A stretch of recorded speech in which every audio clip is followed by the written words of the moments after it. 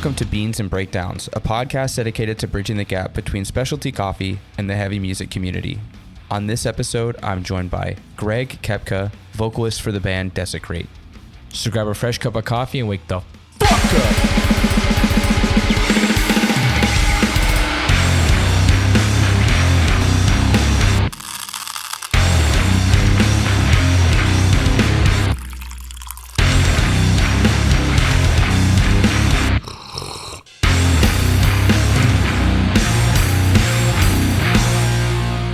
What's going on, caffeinated crew?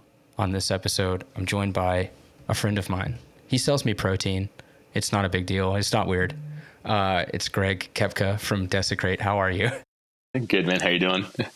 I'm good. I'm actually low on protein right now. So cool. You know where to find me.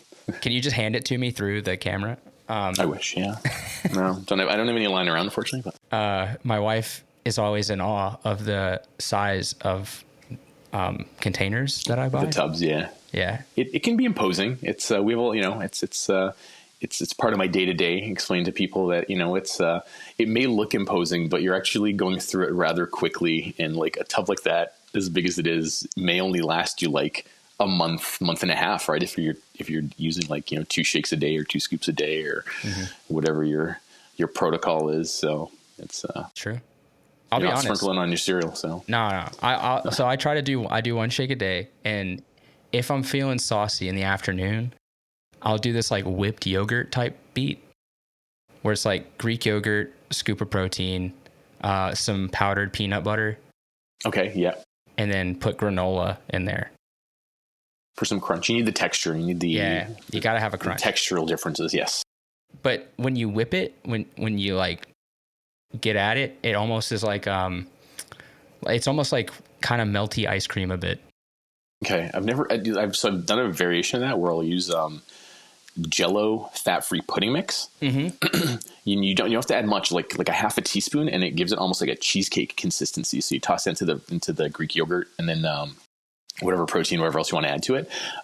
It's going to be more dense rather than like that kind of melty ice cream, but it's all about the volume and making you feel satiated.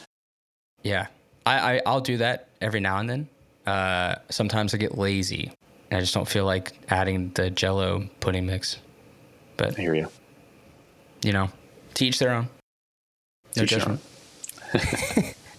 I know it's judgment-free podcast. Yeah, if only. I'm only human. I know it's a little bit late. Are you drinking any coffee, or you just got some water going on? No, well, water and an energy drink. So I'm not the most avid coffee drinker, but I do. I don't know what it is. It just never like appealed to me. Like I can't just coffee in the morning straight. I'll do. People are gonna probably hate on me for this, but Starbucks is like my go-to for coffee typically. Okay. And I follow this dude called the Macro Barista on Instagram. I think he was a barista at one point on at Starbucks, excuse me, and he does all these macro-friendly recipes. So he basically just like retools the Starbucks drinks, but in like 100 cal formats. And when you look at and they're perfectly like they taste awesome for someone who doesn't necessarily like particularly, not that I hate the taste of coffee, just not something I gravitate to. But they taste awesome.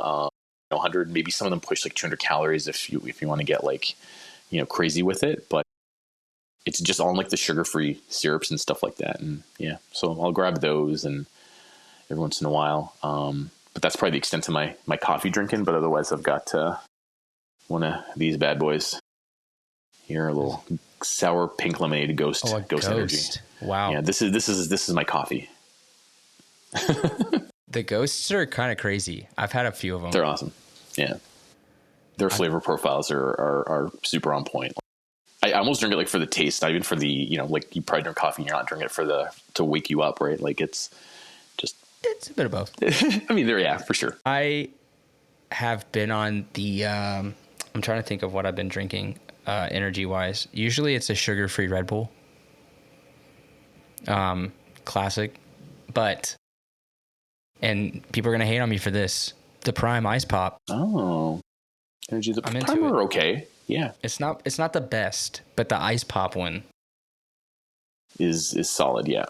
I think every brand has their like standout flavor. Mm-hmm. I'm trying to think of like another good like ice pop I've had recently. Nothing comes to mind, but like a lot of the sugar-free monsters are pretty good. You know, there's obviously the classic white monster. The white monster. Yeah, it's the meme lord. I feel like John has drank so many that he has become a white monster. Probably. Is his car still full of empty cans? He's dialed it back. He dialed down? Okay. Yeah. Probably good. I was concerned for a minute. Every time I get in, I open the door and like 6 cans fall out. Yeah. I'm like, straight edge is only, I mean, you're almost missing an X here. There's a limit. You're on edge watch, John. Yeah. I mean, addiction is part of edge. What is this? Yeah. So, questionable at best. He's good. He's fine now. Good. We got him on Coke Zeros now, so he's fine. Awesome. There you go. But yeah, I saw a really funny I don't have TikTok because I'm old, and but my wife has TikTok. So I saw a TikTok. This Australian dude came into a coffee shop and asked his bud to make him a monster matcha. So it's a white monster can poured into a cup with a matcha, like just like mixed up matcha like into it, and it looks both gratifying and disgusting at the same time. You gonna give it a try at the cafe? Or? I'm debating. I almost went there today. But then they put Creed, I think, over the top of it. Okay. So it just made everything like that. Yeah. Really solidified it before you put it over the top. Well, it's like the whole like dudes will see this and go hell yeah. It was That was it was one of those moments. Yeah. That was the moment. I was like hell literal hell yeah moment. So I text the owner of the coffee shop. I'm like, we might have to put this on the menu. I keep giving thumbs ups. Yeah, just thumbs up. That was a thumbs up. That was it. Monster matcha, thumbs up. 10 out of 10. 10 out of 10 summer drink. That's the drink of the summer. There you go. You have to try it, and then you get it if you get it on the menu, maybe as like a limited edition summertime, and then hey, for all it's going to take off, and then the cafe gets a monster sponsorship, and you're on your way. I heard this cafe in Montreal does monster matchas. That's wild. It's on the secret menu. Next thing will be like Cafe Alphabet with like the fucking pink matcha foam shit. Oh, okay, because of the Bernie, I guess, collab they have, right? Is that they have a Bernie collab? Isn't Alphabet the cafe right across from Bernie Bang? Do they? Are they doing a collab? Well, they have like what it's called the Mile End Special, so it's like a Bernie donut with a coffee from Alphabet. So I'm assuming the pink has something to do with like the Simpson donut that Bernie has. I don't quote me on that. I'm just like jumping to my own conclusion here, but I wasn't even aware of the Mile End Special. I think Bernie Baines is the best donuts in Montreal.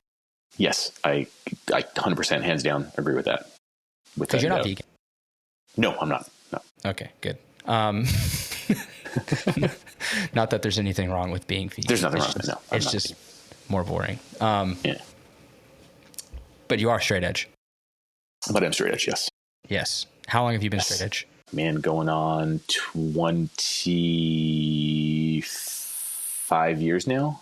I want to say it'll be, since I was because it was when I was 20, 21 is when I started being straight edge. I'm going to be 45 this year. So going on 25, should be 25 years in June, if I'm not mistaken. Damn. Yeah, long time. Young ones take now. What's the secret? Yeah. I don't know. Now it's, at a certain point it just becomes your day to day. So it's like, it's all and, but it's to Gen Pop, they don't know what it is. So it's just like, you just tell, abstain from all substances. And the typical first question is, oh, did you have like a problem? Or, and it's no. It's, it's just a personal choice. It's just like I never enjoyed. And, I never enjoyed drinking. I've tried it. I've been there. And it just was something that never appealed to me. And then as I got deeper into hardcore and found out about what straight edge was, got into the lifestyle and of like fitness and stuff and the career path that I'm in now, it just kind of all kind of tied together. It just made sense, to to be that way of just like sane state of mind and just not have anything, you know, that's going to alter my consciousness or, you know, yeah. Yeah. I feel like it's common that a lot of like serious lifters and like gym like goers are on the straight edge side, or they at least like a lot of them don't drink because that's just straight up empty calories. Yeah. It's, I mean, it depends, you know, what your goals are. You know, it's once again, to teach their own. And I think everything in moderation is fine. If you choose to drink, I mean, I think, you know, the majority of people I know definitely, you know, drink and stuff like that. So it is what it is. And as you get older, people are no longer straight edge and they break and this and that. But it's, it has to, you have to do it for the right reasons. And at the end of the day, it's like, it's always cyclical in hardcore, and it kind of like, it picks up, it dies back down. And then the people who are really there for it, you know, they stick with it, and if they're doing it for the right reasons. And, you know, I think there's always a positive that comes out of it, regardless for how long you're doing it, for whatever reasons you're doing it for. You know, as long as it's, I guess, not for clout and stuff like that. it's cool, but it's, yeah. What if it's just for the excuse of being able to do a cover of a straight edge band? I don't know what the rules are on that. I just want to do an Earth Crisis you cover. never were. You can. No, you can't. You can't. Ask John. He said no. He said no. Okay. He said someone no. else has to sing it. When Strife, I don't know if you probably weren't living in Montreal when that happened, but Strife played.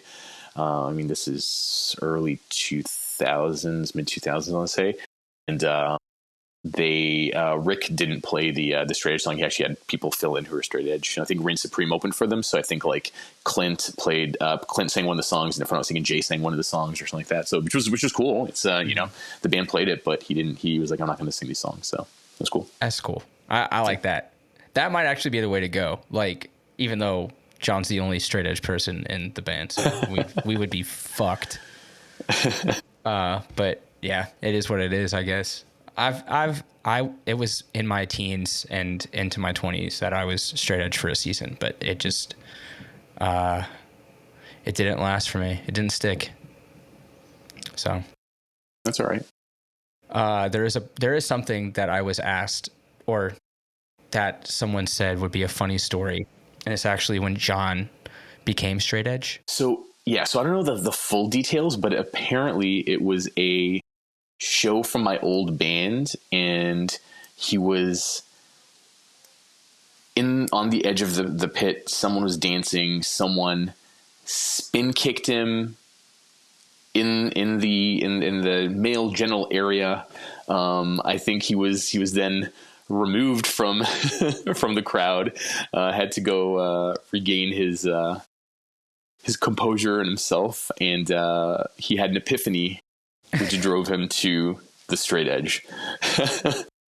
From what I have heard, and I've heard this story a few times, he completely lost consciousness.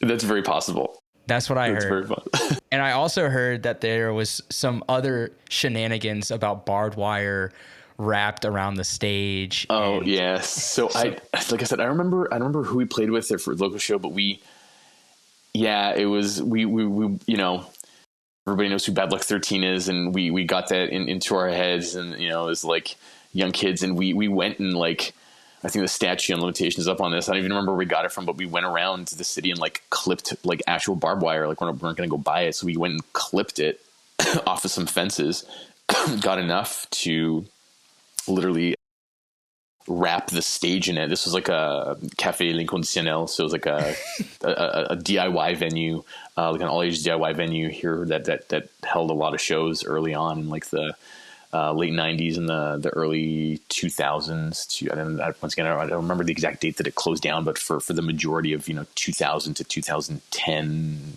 and then slightly beyond before it got shut down. Mm-hmm. But we wrapped the stage, and we had all our friends there, and it was like, I think the lights were off too, so people didn't know what to expect. So yeah, it was definitely not the safest environment. It was made for a fun show and makes for a good story. I mean, that's one hell of an origin story for becoming straight edge. Like, for becoming straight edge, it's hard. Yeah. like you're seeing people like thrown into barbed wire at a show, and then you get kicked so hard in the nuts that you pass out. Like, out. And you wake up and decide to stop drinking and and consuming all substances at that moment in time. So, man, this is so cool. I think I need to be straight edge now. Yeah. And he's been ever since. So he has. It clearly left its mark on John. I think he's at 21 years. He's got to be, yeah. Because John was young, like when that happened. I mean, that would have been pre 2006. So probably talking about like 2004, 2005. Mm-hmm. Yeah. Because I've heard that before that he was a bit of a partier. So I know I didn't know John that well then, but he was quite the hesher apparently. Long hair, loved his beers, Pantera, beers and weed. Apparently he smoked weed. Weed too. Yes, yeah. It's a John I don't know. I've never met. So it's I can't even imagine that today. Yeah, I can't. Like, it's so crazy too, because a lot of the straight edge people that I'm friends with, they hang out for like you guys hang out like late and like to chill. And like John will be out with like me and Ryan at a bar till like 2 a.m. and he's just chilling. He's hanging. I can't even imagine what his attitude would be like if he drank. So, dude, sometimes I wonder that too. Just, I mean, I've been there, and like, you know, I don't go out anymore as much, like with the family and stuff like that. Mm-hmm. But it's, you know, I was there, like, just, you know, you'd go out with all your friends, and you'd be the only sober person, and, you know, stay up on Shirley Temples and Perrier's, and, you know, I didn't have the luxury of Coke Zero back then. No. But it was, yeah. And then I feel like I just think back and I'm like, man, what if what if alcohol was in that mix or any other substances? Like, I feel like sometimes it would already, you feel wrecked just from the lack of sleep, and you add all that other stuff in. I just can't even fathom it. So I'm like, you know, and as you get older, it doesn't get any easier when you stay up. The later you stay up, like, you know, as cliche as it sounds, it's just like, you know, it takes you days to recover from that. I miss 1 hour of sleep, and it's like, yeah, it's all over. For 3 days, I'm catching up to that. You're catching up, and you never catch up anyway. No. So until you die, and then you have unlimited, right? Exactly. So yeah. You just repower back up. Yeah. I'm halfway there. I should say what I'm drinking, because this coffee was given to me when we went on that run to Ontario. Is this the Gatorade coffee? I listened to the previous podcast with the Gatorade infused coffee, and I was like, oh, if all coffee's infused Gatorade, I'd drink it. I wish. I might have to work on that. Me and Daniel are going to be in the roaster, like experimenting. Like, we're like spraying Gatorade on the roasted coffee as it comes out. It sounds crazy to me, but drink this electrolyte coffee. Yeah, you should do a Rocket Pop coffee. Don't tempt me. This is from Smile Tiger. It's out of Kitchener, and it's their Honduras coffee, which is like supposed to be light. It's a little oily for me, but the taste is pretty good. It's just like a classic kind of dark, nutty coffee. But this was given to me by the friend of the show, friend of Bruiserweight, Cameron, who every photo he has on Instagram is in a Bruiserweight shirt. And I shit you not. It's crazy. He has every model. Because he came to the show, and I was like, all right, don't pay for a ticket because you brought me coffee. Like, just tell them, like, you're on our guest list. And then he came over to the merch booth, and he was, like, looking at all the shirts. And he's like, well, I already have that one. I already have that one. I'm like, do you have every one? So good thing you're printing more shirts. So yeah, we are. We're tagged to his wardrobe. Military green. That's what we need. Good color. Yeah. So shout out Cameron. The coffee is good. It's good. It's good coffee. So cool. Shout out. I didn't want to miss that. You were in like a shit ton of bands. Yeah. Because you were also in a US band for a while. Yeah. So I sang for a band called Too Pure to Die. From like 2006 to 2007. I was with them for, it wasn't a full year, but it was like 2 full US tours, and then kind of another one kind of smothered in between there that was just like extended. So yeah, so I was with them. First band I had this band like years ago, probably in like 90s, 99, 2000. Yeah. Before Camilla Rhodes was like a kind of like a post-hardcore, almost like new metal tinged band called Bleeding Orange. I don't think there's anything even recorded. Like we would recorded like something like years ago. We played a few shows in the city, and that's taken from like a Snapcase song. So like the hardcore aspect was still there. And yeah, then I was in Camilla Rhodes for, that would have been for about 5 or so years. We had a recording with them that was put out on a record label from here called Galley Records. It's like more like pretty much a metal label. It was a very like metalcore band. Then they continued on. I left that band around 2005, 2006 prior to singing for Too Pure to Die. And that's how actually that connection happened, because we played some shows with Too Pure to Die and Suffocate Faster through like Eastern Canada in like Ontario and Quebec. We kept in touch, and that's how that came up. Then I did Too Pure to Die. After I was done touring with them, there was a band called Deadwalk with John, and that's when John and I first started playing music together. I forgot about Deadwalk. And then was it, I forget if it was with Deadwalk. Then the timelines kind of get all fuzzy, but there was a band called The New Dawn, and I want to say John might have filled in for a show. Then we did Lay Waste together with John once like Deadwalk was no longer a thing and defunct, with Dennis, who plays in Phase. He was our bass player. We had a 7-inch that came out on Get This Right Records from like Philadelphia area, which is John Bowes, and it was Dave Heck's label.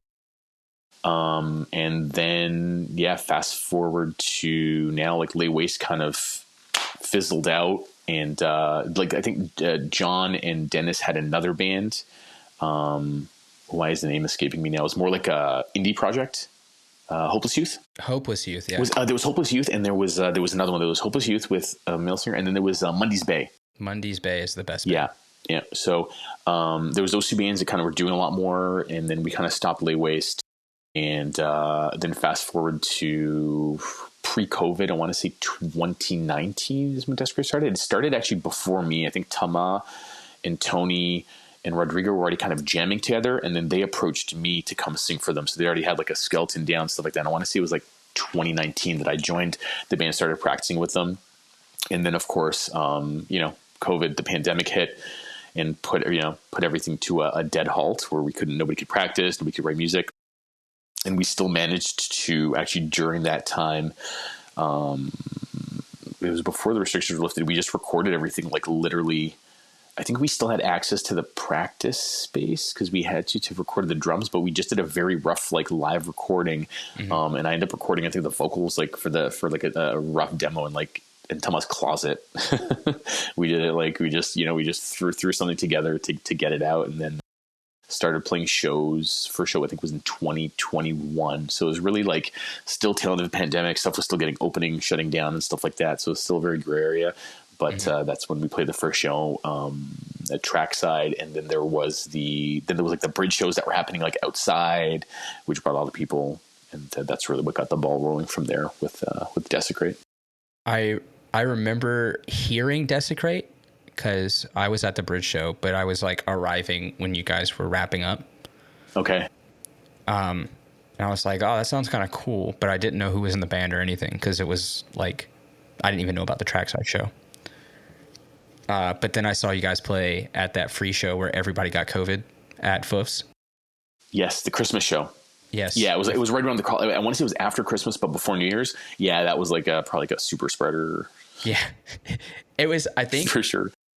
Yeah, it was so I was at Foof's for my birthday, which was like December 16th, 17th, and I think it was like that weekend.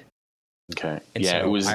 I want to say that's when I think I caught it too after that. Like it was it's a bad idea. I was supposed to go home like the next week for Christmas. We had flights like back to Georgia. Yeah. And so me and Nancy were going to go and see like my family for like the first time since COVID had started. And we go to get our PCR test and it comes back like positive. And I was like, well, fuck, we're not going. I guess you're not going. I apologize if we, no, It wasn't that. I think it was from a number of things, but okay. I'm sure it didn't help. Yeah. But I loved seeing you guys. I was just planning to be at the show in the cabaret because it was like Kothra from Welland was playing, I think.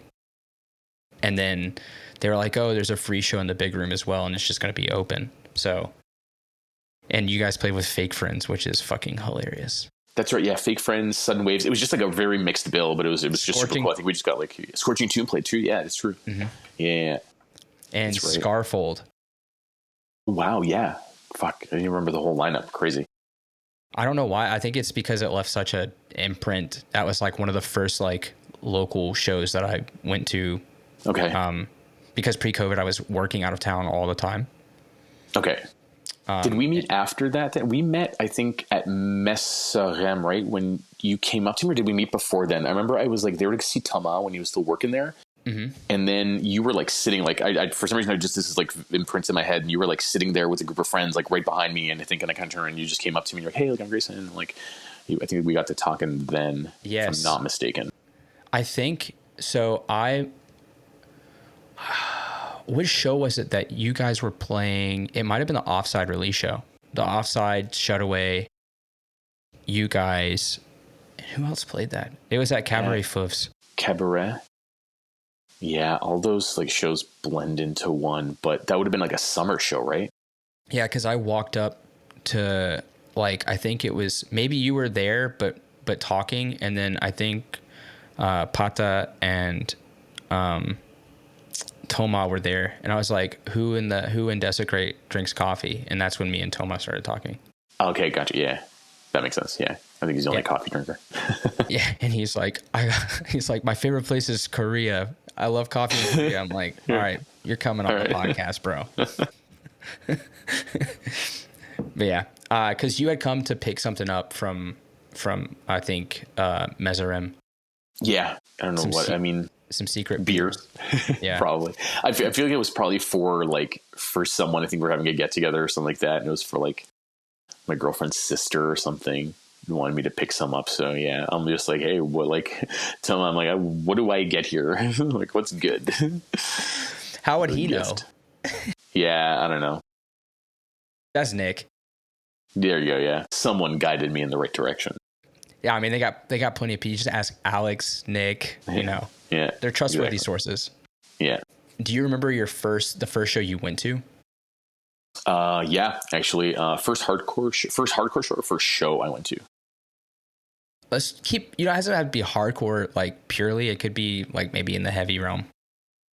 So first heavy show was Korn on the Follow the Leader tour. Was where like I bought my own ticket. Like I literally went to the show alone. It was Orgy opening, if I'm not mistaken, and then I think it was just Korn, where they had like the cages and like people in the cages and stuff like that. So that probably would have been like 1998, I want to say. That's wild. And if you want to get super technical, there was, I think I went to see like a free concert and like a ski area, which like Treble Charger, I think prior to that with some friends. First show, but like first show where like I purchased an actual ticket to go was Korn in 1998, and then first hardcore show would have been Hope Conspiracy, Cold as Life, Hatebreed at a venue called the Rainbow, which doesn't exist anymore, which was insane. Like I only knew of Hatebreed at that time. That's really like one of the bands that got me into hardcore and like found out about because of that connection to like metal and stuff like that. But like it was one of those things where like, you know, when you're in it, it's one thing and it was just so exciting then, but like hindsight to think that those were like the first bands I ever got to see, like, you know, original Cold's Life, like Jeff Gunnels.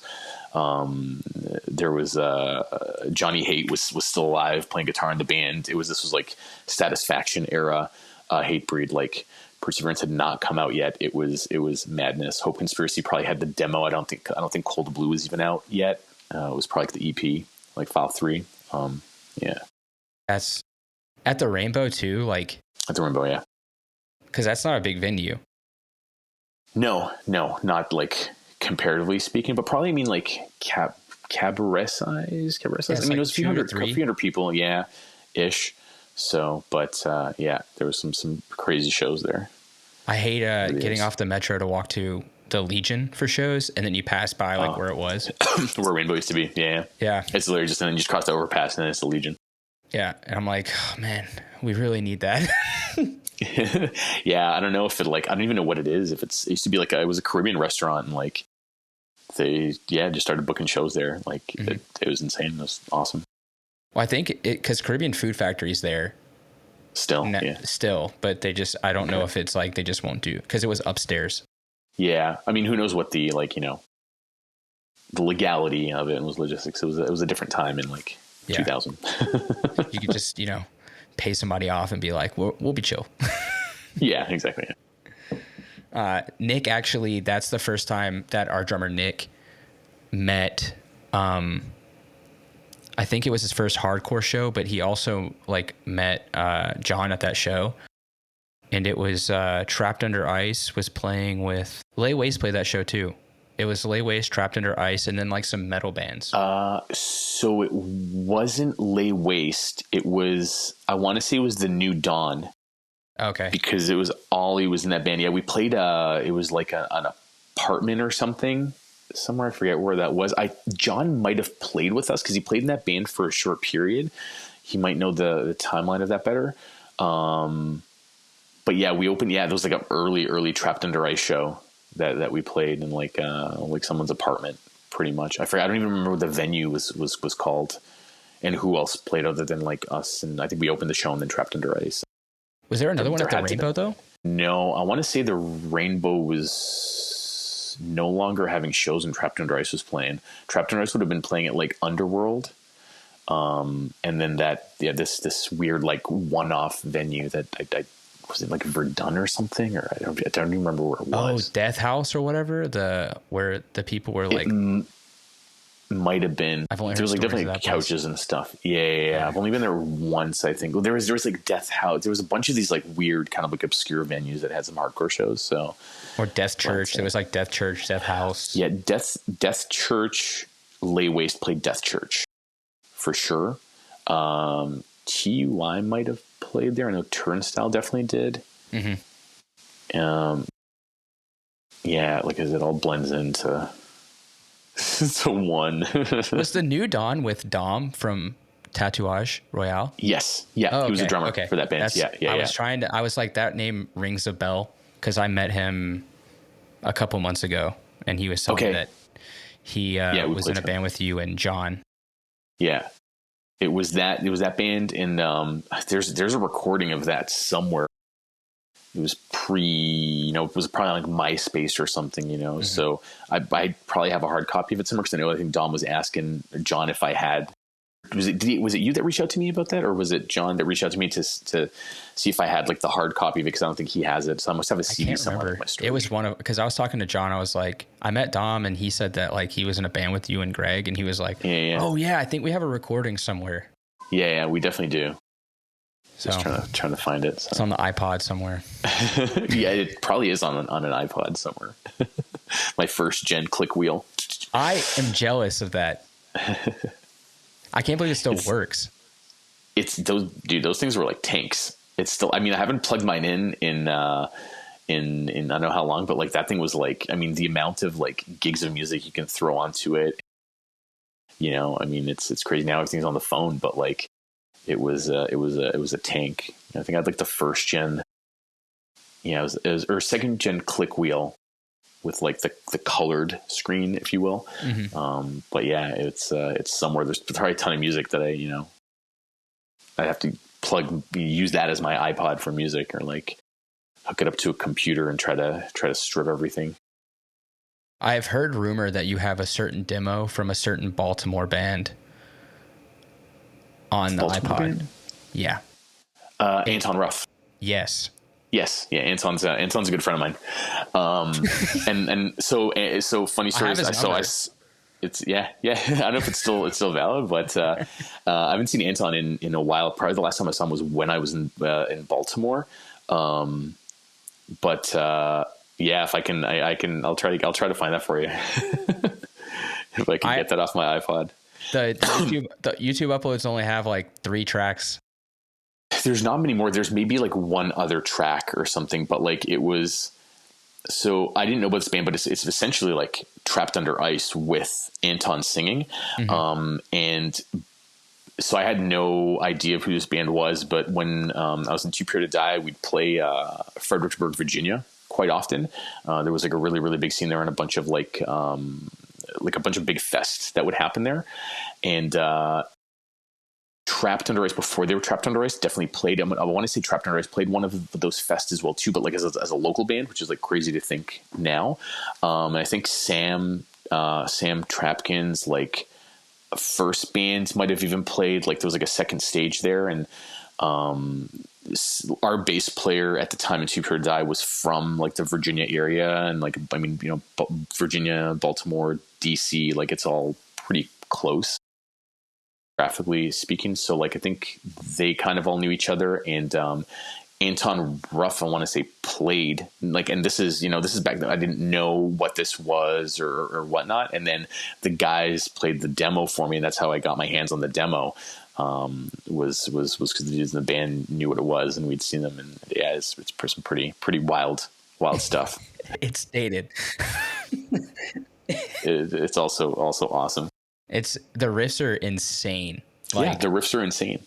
I mean, it's very like there's you see like the Trapped Under Ice kind of influence in it for sure, because I think Sam wrote like all the riffs, but it's wild. Yeah, it's so good. I mean, yeah, I'm not going to condone anything about and that. Anton is at least the sweetest person ever. He's just the most down to earth dude. Yeah, like John told me that he was like running merch for Terror or something at one point. He might have met him. I don't know if he was doing Terror. He came to Montreal. I was doing merch for Pulling Teeth. Okay, that was it. At one point years ago, which Baltimore band. He was there. So that's one of the times I saw him. I think after I was touring, and he was up here, and then the times after that, I would have been in Baltimore. So yeah, I heard he's really nice. He is. Yeah, he is. He's a real genuine dude. I also heard that you used to make people do the cinnamon challenge a lot. What's that about? Yeah, we did on tour. I think there's one video of it somewhere in California, but we got this bright idea to charge people $1 to do the cinnamon challenge, and if they could get it down, they'd get like a T-shirt at the merch, and it was a way to get like tips. And it didn't end very well for many people. I don't recommend anybody does that. I can't. We're gonna bring it back. Yeah. If you want to do it amongst friends, go for it. But I was also told to ask about a wrestling match at Warped Tour in Boston. And I remember, so I was there with John and our friend Tyler, and it was backstage. Bobby, what happened to the wrestling match? That I don't remember either, though. I remember this. I remember being at that Warped Tour because my friend Bobby was on Warped Tour as a stage manager. Mm-hmm. Then John and I drove down to, we were just hanging out in Massachusetts. We ended up going there, and then our friend Tyler joined us as well. But I don't remember the wrestling thing. John's a weird guy, so he's either remember. John is like a vault of, he really of is. Stories. I don't. Yeah, he said that basically he just was like, yeah, we were backstage and we were with like some Bury Your Dead people and the Used and some stuff. And then once the thing was over, there was like a wrestling match that happened once everybody had kind of cleared out. There might have been. I mean, Warped Tour always had some barbecues and wrestling and stuff like that. So it's very, very possible. I just don't remember that. Like that's completely out of my mind. Well, it made an impression on him for some reason. Apparently, yeah. Not enough to become a wrestler, but obviously not. Nonetheless, we still go. I mean, we go to the IWS stuff sometimes, but that's just wild. Yeah, it's Manny's federation. It's pretty crazy. Yeah. Shout out Green Phantom. Green Phantom. Without Fear of Consequence. It's been out for a few weeks now. It's in my rotation. It's good. Good features. Why drop an LP?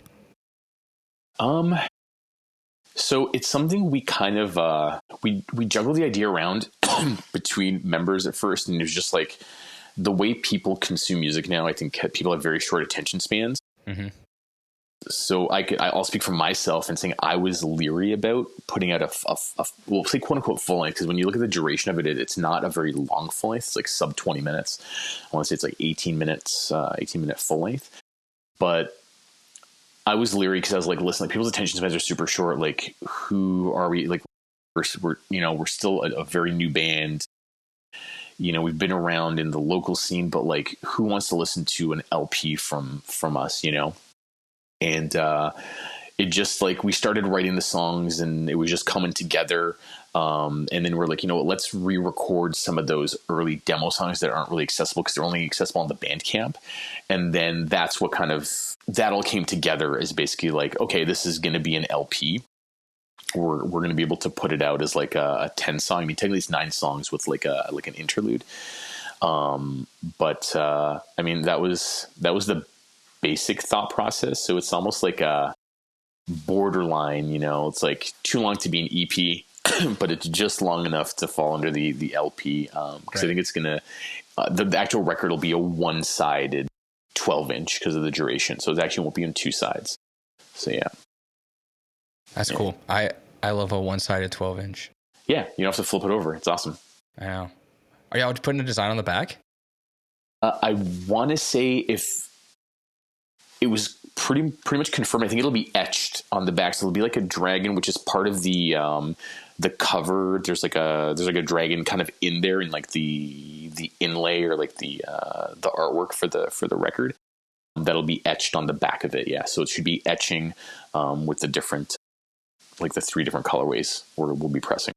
That's sick. I love like the different colorways are so cool. I think the orange one's probably the one I want to go for, but awesome. Yeah, the solid orange, or there's the orange, the record release show like variant, like the orange splatter, and then I think there's a green and an actual orange. Yeah, I like the orange splatter. It's crazy. Okay, yeah, it came out good. Like it's there was so much going on in that like group chat with like the labels, like the lifers dudes and stuff like that. So then it just kind of, it's like, okay, this is the final product we're getting. So this is awesome. We kind of like put a lot into their hands. They tossed ideas, but at the end they were just like, go with what's going to be the most like, cost effective option, especially with the turnaround times for vinyl pressing and stuff now. We just wanted to get something that like, there's still a quality product for people, something that still looks nice, but and give you something for your money when you're buying that like tangible piece of art. Yeah, we also wanted it to, not take 5 years to be pressed either, right? So, yeah. Do you know where it's being pressed? No, it's in Canada. I forget if it's in Quebec or if it's going to be in Ontario, but somewhere nearby. Yeah, the Lifers guys were taking care of that. I think I have that probably somewhere on my own, but I didn't pay enough attention to look that deep into it. You're the vocalist, is not important. Exactly. Yeah. It's getting done. So yeah, I'll see it when I see it. I'm very stoked that it's on Lifers Montreal representation, which is sick. Yeah, 100%. It's that's Lifers have been around for a long time. They're all friends of ours, friends of the band. So the fact that they even were willing to put it out, I think is awesome. And we're mulling around, do we do it through somewhere else, or do we self-release it or whatnot? But it just made sense with their role in the hardcore scene. Previously, currently, it was just the logical choice to go with them and let them have a hand in this whole thing. Yeah. I mean, they've done a lot. I mean, they've been around for so long, but even post-COVID, they've put out so many like great releases for both Montreal and some bands in Ontario as well, because they're putting out the Spirit of Vengeance LP. Yeah, I saw that too, which is awesome. So it's awesome, cool that they're able to branch out beyond just the local scene. I think they have that like the notoriety now to do so. So why not, right? And it'll just like helping the local scene grow and other scenes grow too. It's just mutually beneficial to everybody at the end of the day. Yeah. The artwork is insane. Goulet. Ghoul, man, Alex. It's awesome. We were all blown away by that. Like, we tossed him an idea, and Tomo was doing most of the communicating with Alex, and he was just like, so his art style is a very like, you can tell it's him whenever he's doing stuff, which is not a bad thing. I'm not saying that like in a negative way whatsoever. He has a very distinct art style, and we asked him like, okay, we don't want you to necessarily deviate a ton from that, but we do want you to kind of go outside the box and do something maybe a little different, a little more color. And what he came back with is just like, we couldn't be any more happy with that. It's just amazing. Like he blew it out of the water 100%. So, and I mean, you'll see too, once like the record comes out, like just the like I said, the inlay and stuff like that, it's A1. Like really, I could not be happier. Yeah, it's insane. Like, I remember when it came out and we're looking at it, we're like, this is crazy complex. Yeah. There's a lot of like little like details in there and stuff like that. It's yeah. I mean, if you need anything done, he did the Cerberus dog shirt too that we have. That's him as well. So yeah, like I couldn't be happier. I couldn't recommend him for, more for any of that kind of stuff. If you need artwork done, if you need a t-shirt design done, hit up Alexandre Goulet. I mean, he does everyone. He does it all. Yeah, he does it all. Like, he's done the last, it's like, I don't know how many All Out War releases, merch designs and stuff like that. Like, it's amazing. Apes just played with All Out War in Maine, I think, which is awesome for them. And yeah, he'll just pop up like, bands like Unearthed. He's done Despise, local bands, big bands. Like his name's out there. He's definitely in the mix, and I think more people just need to be aware of that. Yeah, I mean, I think major death metal or metal logo that's quote unquote mainstream, he's done most of them, I think, because he's posted like year end designs that he's done, and I'm just like, dude, you did that one too? That's crazy. Yeah, he's got a long list. Yeah, there's some that I'm just like, oh shit, I have no idea that he even did that. So it's awesome. Yeah. Quebec City. Look at that. Yeah, y'all are just doing, y'all just went full Quebec on this shit. Because it's recorded with Max. With Max. At House of Game Studios. So that was just outside of Granby in Roxton Pond. So like maybe an hour outside of Montreal, I want to say, give or take. Yeah. So we were initially going to go back to Chris Donaldson's studio and record with Dom, who recorded the 3-song.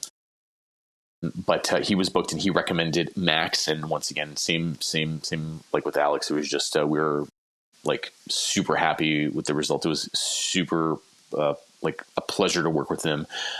He gave us good input, super professional, and we're like super happy with the final product. So. He's a really nice guy. He's awesome. He is super awesome. And his studio is really nice. Yeah, he's got an awesome studio too. I owe him an episode because, Blind Witness, but that day will come as well. Cool. Because he was in Blind Witness. He's one of the guitar players in Blind Witness. So yeah, so I've known Max, like my old band's played with Blind Witness like numerous times, and they're around. They're I think coming back now too. They have some shows lined up or some recording, or they're going to. Or they've already recorded, I think, if I'm not mistaken. Crazy. Yeah. Wait, was he also in? Was it Last Felony? I don't believe he was in the Last Felony. Who do I know that was in? Was it Alex? It wasn't Alex from Mesorum. Somebody at Mesorum was in. No. Who was that band? Maybe I don't know. One of the dudes from Mesorum was in Ion Dissonance. Yes. But yeah, I'm not sure it was in the Last Felony. Anybody listening that doesn't know any of these bands, you need to educate yourself, okay? Check them out.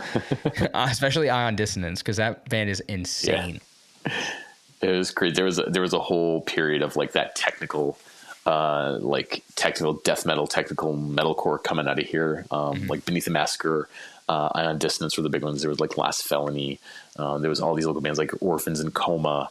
I don't even know that one. Observing a Falling Tree. These were all like these like crazy. I don't even know if like there's like actual still recordings of these bands anywhere, but it was in like that kind of following the trend of like a lot of these like Midwest bands, like your Psyopus, your Into the Moat, Tony Danza Trap Dance Extravaganza, like these early 2000s bands that were that were very, very like techy, you know, with no parts that would repeat, and then just like a big breakdown somewhere in the middle of it. So the technical deathcore scene, crazy stuff.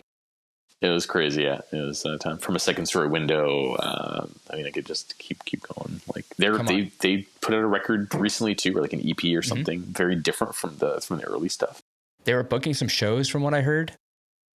Yeah, I think so. Prayer for Cleansing as well. Bring that back. Prayer for Cleansing, yeah. I saw them. I saw their last show at Hellfest in 2004. Was it the last Hellfest that happened? And then I just saw them recently in when they did a reunion at This Is Hardcore in Philly, which was amazing. That band is just so good. It's annoying too, because Between the Buried and Me is a really, really good band, and then they're just like flexing on people like we were also in this band, and then they're just like ripping breakdowns and panic chords. Yeah. All those like North Carolina bands like Undying and Prayer for Cleansing were just it was awesome. I think they really made the Southern hardcore scene a very distinct style. Yeah. Because when I was growing up, like Advent was such an influence for like a lot of my friends and I. Advent's awesome. I think it's super, super underrated band. Like, I mean, they came out of the like Beloved, which was like huge in the early 2000s. And Advent is a super, super underrated band. That last like EP they put out, I think on, was it Bridge 9? I think I want to say, not Triple B, but Bridge 9. I think it might have been. It was the like a white cover. I think I have it right in front of me. I think so. Yeah, just like a white cover with like some black outline is just absolutely probably some of the best stuff they've ever put out. I got to see them on that tour they did. It came through Savannah. Sick. Yeah, it was so good. Advent. I love Advent. Very good. But yeah, it was so cool to see you guys drop that first single with Scott Vogel, and I was just like, come on, guys. Scott, I mean, thank you so much for for that. Who knows if he's gonna ever listen to this podcast? But it was it was just, we reached out to him. Like, I mean, Tama knows him, like I know him, and we were just like, hey, we just sent out some feelers to some people to see who can do it and who can't, and with schedules and stuff. And I think he was the one who got it back to us the quickest. It was just like, sent him the tracks, and literally within like I think 2 days or something, we got everything back, and it was just like, all right, so like, I mean, this is logic. It just makes sense for this to be the first single. Man, he's like, I know people have opinions and stuff, and that's fine, but that dude is genuinely like, he's for the core. Straight up. 100%. He's going to local shows in Buffalo and stuff like that. He still, goes to shows. He's not just like, up on his pedestal or anything like that. Like, he's just a down to earth guy.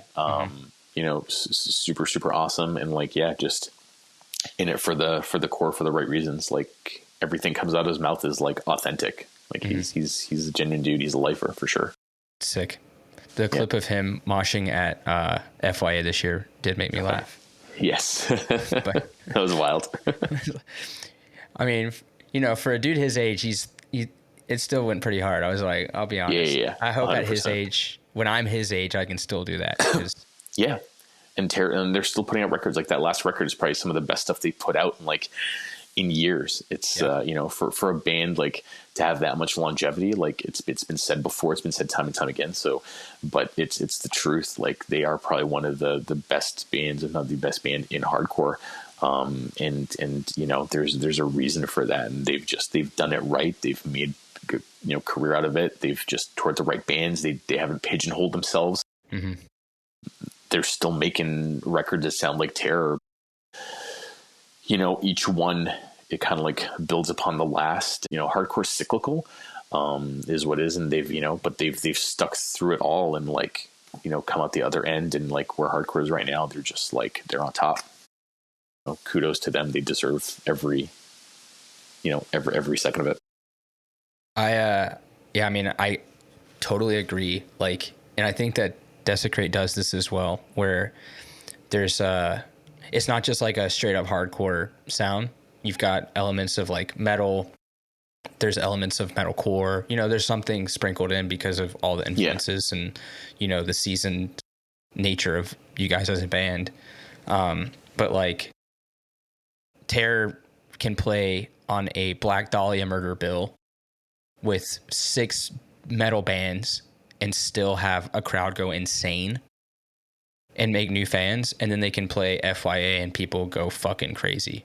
Yeah, which is awesome. And that just goes to show, like, that's being able to, you know, work the crowd, and just like, it doesn't matter if you're not playing towards, you know, quote unquote, your crowd. Like, it's, you know, you have a responsibility to get the crowd going and stuff like that too. And they're more than capable of doing that. And like, you're not going to win everybody over, but, you know, even if it's 1, 2, 3, 4, 5 kids, right? Then they tell a few of their friends and stuff. And I saw this band and whatnot. Like, it's just the energy that you throw out there, and the crowd's going to give that back to you, right? And that's, playing those mixed bills is like, you know, you have the tour that's coming through here. Like, I think they're supporting Obituary, right? Yep. And Nails, and then you have Nails, and Spirit World and Pest Control. Like, that's an awesome, like, mixed bill. It's just it's there's variety there, and it's, you know, but yeah. It's awesome. It's awesome to see that. So, but yeah, like I said, I love the LP. I've listened to it. Awesome, man. Thank you. Quite a few times. Yeah, I love seeing what songs are the more pop, like what's on Spotify, like which songs are more popular. Yeah, they kind of shift. Like, I don't look too much into that, but I get like an update because I have like the Apple Music app, so I don't have Spotify, so I can't see it. But yeah, it kind of like, it varies. It just like rotates. It's funny. So I was like, oh, this is odd that this is like this song that's like number 1. That's like somewhere just smack dab in the middle of the of the record. But I'm like, that's cool. So it's just yeah. What's your favorite song on the record? The one you're on? I'm partial to it. I'll be honest, just because I know, song, man. I know all the words. Yeah, but I'll tell you, I think that the one with Vince on it might be my favorite, just because I love that breakdown. Okay, that song's super short too. Yeah, like the Without Fear. Yeah, Without Fear, there is no control. That's it. There's no control. Yeah. Yeah, I love that song. But the one with Scott was like the first one that I listened to off of it, and I was like, yeah, shut up. So. Stop. It came together really well, and that part was just like, it fit his voice. It was like those things where you're kind of like, when we were writing the record, like or when I was writing lyrics, there's just like parts that like pop into your head. You're like, oh, this would be awesome for this person. This would be awesome for this person. And like, and it was just like, this is like, Scott would fit perfectly here. And it just like, it flows like so well. And like I said, he just killed the part, just crushed it. Yeah. I mean, plus your lyrics are like, I have such a hard time writing lyrics. And I hate it. I hate doing it. And then I like read your lyrics and I'm like, damn, this is so inspiring, but also I feel like it's such a fucking idiot. Man, but it's not like, I don't think it's something that comes easy to me either. So I think we're always our harshest critic, right? And like, I'll do that too, where I'm like, oh man, this doesn't sound good. Or like, after it's recorded or something, like, oh, does that really what I wanted to say and whatnot, but, I think what's your process for like writing lyrics for you? Rhythm. Like I'll do a cadence first. Cadence. Okay. And then I try to find lines or like a hook that makes sense with it. And then I'll fill in the rest. Okay. Do you have stuff like written in advance, or do you kind of like, you come up with it on the spot?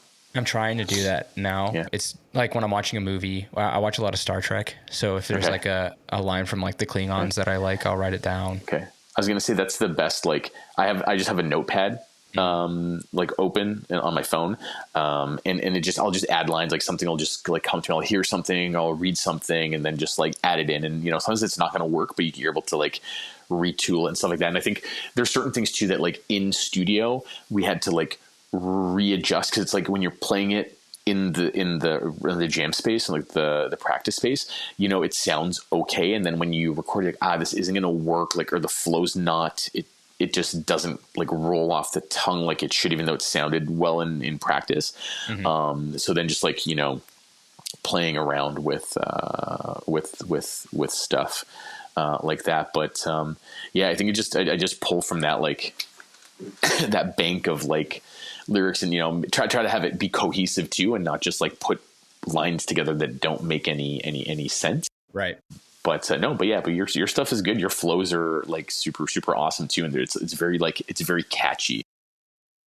Like it sticks with it. So it sticks with you, I should say. We just writing pop songs. You want it to stay in people's heads.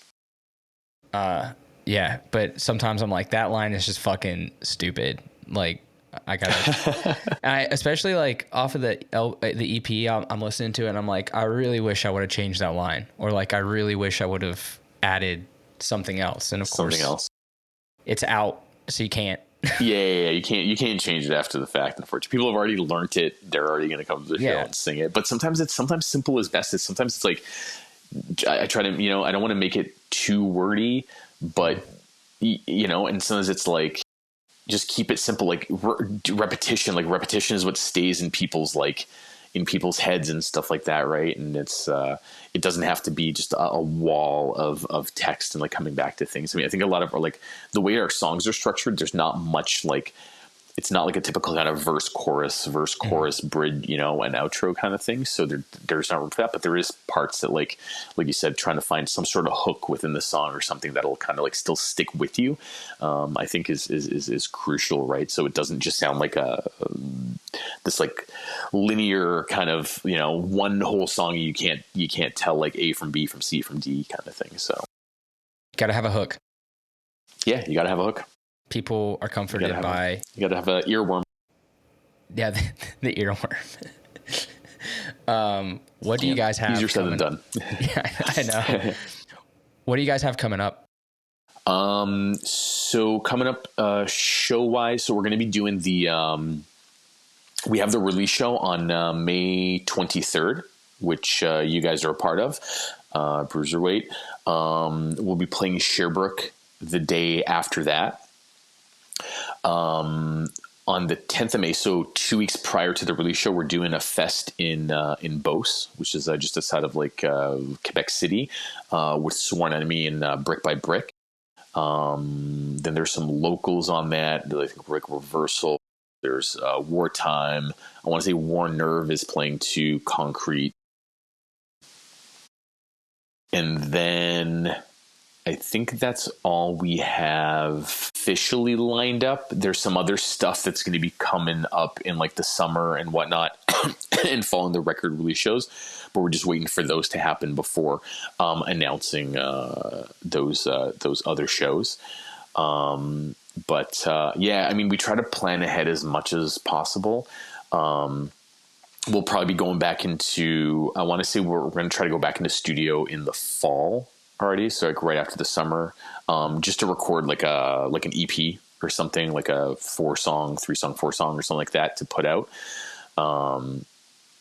So there's that, and yeah, just with everybody's like, with us being old and families and jobs and stuff like that, it's just, we try to plan ahead as much as possible, and like sometimes it doesn't, we get stuff that's offered to us and we just can't do it, and we have to be a little more selective about what we play. But I think the end goal is to try to play like outside of Quebec. Like I think we've done a good job playing Montreal. We don't want to like oversaturate the local market, play here too frequently, and like make it just make it matter when we play here, right? When people come see us. But yeah, like try to, if we can get out to like Ontario and stuff. We were offered it, like we were supposed to play there with you guys, I think a few times, and it just didn't pan out with people like either not being here, or having gone on vacation, or leaving the country and stuff like that, or just not being able to do it because of work reasons or just life. It's the reality. Unfortunately, it happens, and it sucks. You never want to have to can't cancel a show for whatever reason. Yeah, to get out of here, and I mean now playing the States with the current climate and stuff, it just like not that we wouldn't want to do it, but it's just like getting visas and stuff now is probably not the best time. I'm sure you can attest that. I mean, you guys got yours. Yeah, it's just such an uncertain thing. So just kind of like, okay, well, that would be that's the ideal, is to play south of the border, but like, well, we may have to just wait that out a little bit and see. I mean, it's probably, I mean, bands are still coming up here, bands are going there, but yeah, we'll see. We're just going to like make sure we go through the proper channels, ask the right people and stuff like that. And if we would get the proper paperwork, we'll go from there. Yeah. I mean, it's definitely a hassle. But I think it's, at the end of the day, it's worth it. Yeah, for sure. I mean, there's, that's the population's there, the demographics there, right? So it's Canada. I mean, as much as like it's the scene is awesome here. It's like been the best it's been in all the years that I've been going to shows.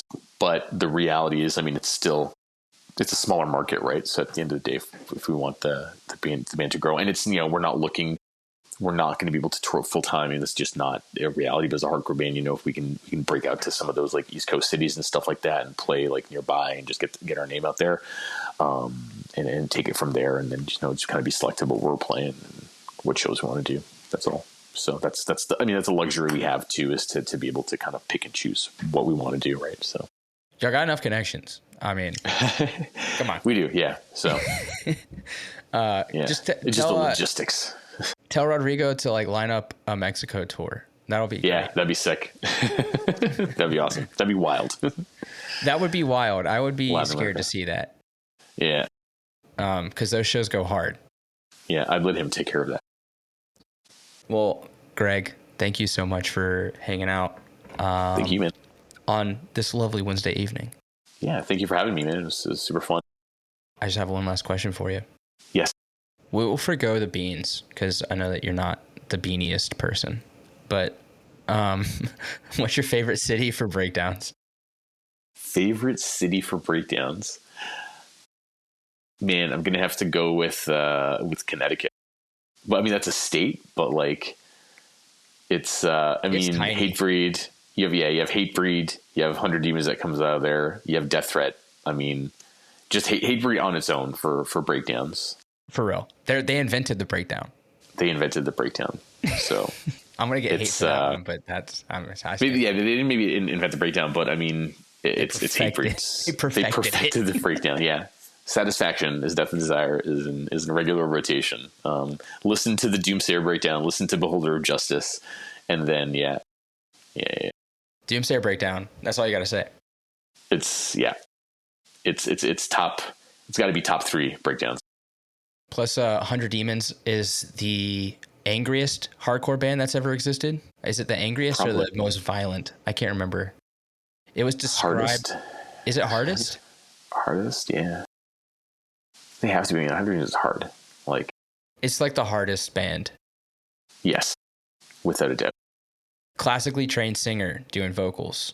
Yeah, Pete. And then, I mean, if you listen to Bruce's lyrics on In the Eyes of the Lord, next level. Just two masterpiece records.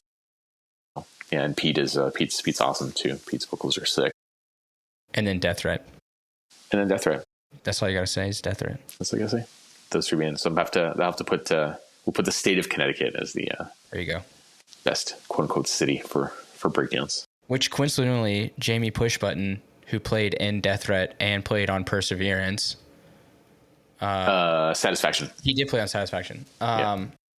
He is not. I don't even think he's from Connecticut. Where's he from? Jamie Muckenhoft. He's. I think he's from New Jersey. Oh, it's possible. I don't remember. I listened to that episode and I don't remember where he's from. I do not remember. But if I'm getting that wrong, I apologize. Big fan, Jamie. So we'll say Connecticut. But Connecticut's tight. Yeah, it might have been Western. It might have been Western Mass or something like. It was definitely from Pennsylvania. Yeah, I think it might be Western Mass. It might be like the Springfield area. There you go. Because that's where the photo for the cover of In the Eyes of the Lord is taken, like the big angel grave. The cross, thing. Yeah. That's in Springfield, Mass. Oh wow, okay. So yeah, that's Western Mass. That makes sense. Sick. Well, Greg, thanks again for hanging out after we. Thanks, Chris.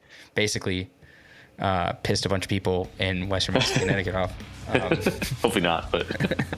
But I'll probably be in to see you tomorrow to get some protein. So cool. I'll be there, man. I will see you then. Cheers. Later, Grayson. Have a good night.